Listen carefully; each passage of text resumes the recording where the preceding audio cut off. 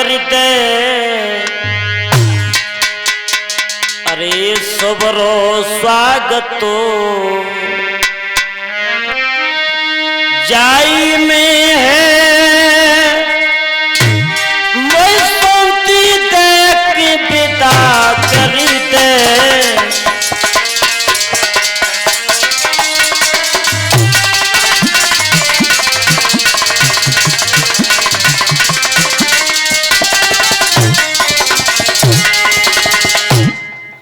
राजा हरिश्चंद्र ये स्वागत का वक्त नहीं है। मुनि विश्वामित्र बोले हैं ये स्वागत का वक्त नहीं है राजन। हरिश्चंद्र ने राजन खजांची और बुलवाओ और आज्ञा कई सोना लाने की। अरे तब विश्वामित्र ने और मुस्काए के और कह गई बात ठिकाने की।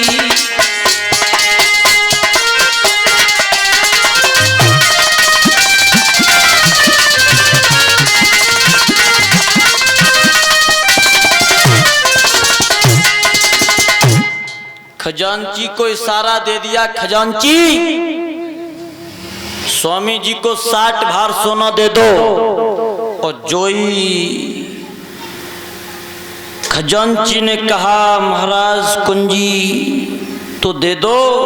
और जोई जेब में कुंजी के लिए हाथ डालो। सोई विश्वामित्र कहने लगे हरिश्चंद्र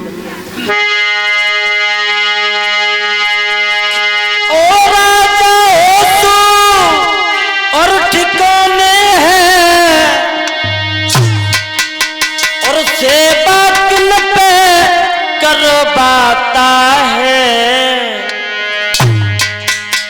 अधिकार तुम्हारो अरे रहो नाई और तू किन पे हुक्म चलाता है।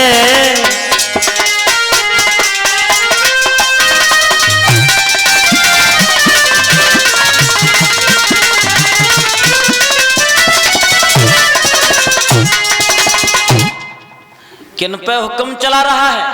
अरे ये अधिकार तेरा नहीं है, ये माल खजाना मेरा हो गया, धंधा मेरा रह गया।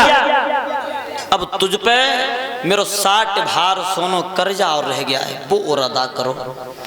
सोई हरिश्चंद्र कहने लगे स्वामी जी इसका मतलब ये है कि तुमने मेरे साथ विश्वासघात किया है।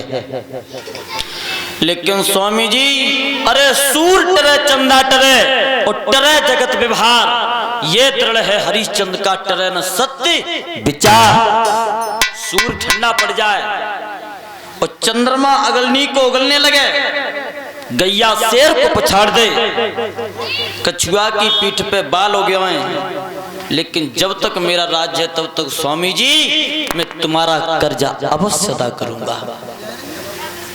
मेरी एक रानी है जिसका नाम है तारा, अगर तुम्हारी आज्ञा मिल जाए तो मैं जाकर के उससे पूछ लूं।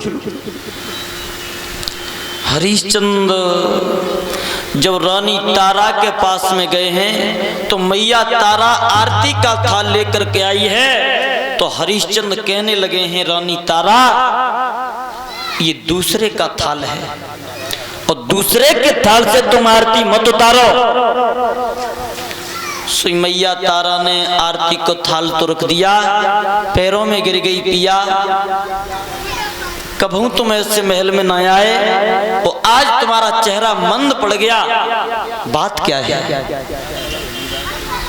तो हरिश्चंद्र कहने लगे हैं रानी तारा एक साधु ने आकर के सारा राजपाट ले लिया है। तो मैया तारा कहने लगी स्वामी जी बाबा का कुछ बाकी तो नहीं रह गया? कहने लगे हैं 60 भार सोना कर्जा रह गया है। तारा कहने लगी पिया तुम मुझे बेच दो। अरे मेरे बेटा को बेच दो। स्वामी स्वामी जी का कर्ज अदा करो। धन्य है मैया तारा, अरे तेरी गाथा संसार गाएगा। धरणी करणी थमी भई तो तुम जैसी अबलाओं पर, यदि बलवानों की इज्जत है तो तुम जैसी महिलाओं पर। मैया तारा एक पिता के दुख में बिकने के लिए तैयार हो गई, पति के दुख में बिकने के लिए तैयार हो गई। लेकिन भाइयों, बेटा रोहितास आ गया, पिता के दुख में बेटा रोहितास भी बिकने के लिए तैयार हो गया। आज तीनों प्राणी जब चले हैं, राजसी वस्त्रों को उतार दिया है, और राजसी वस्त्रों को उतारने के बाद अब हरिश्चंद्र आगे के लिए बढ़े हैं।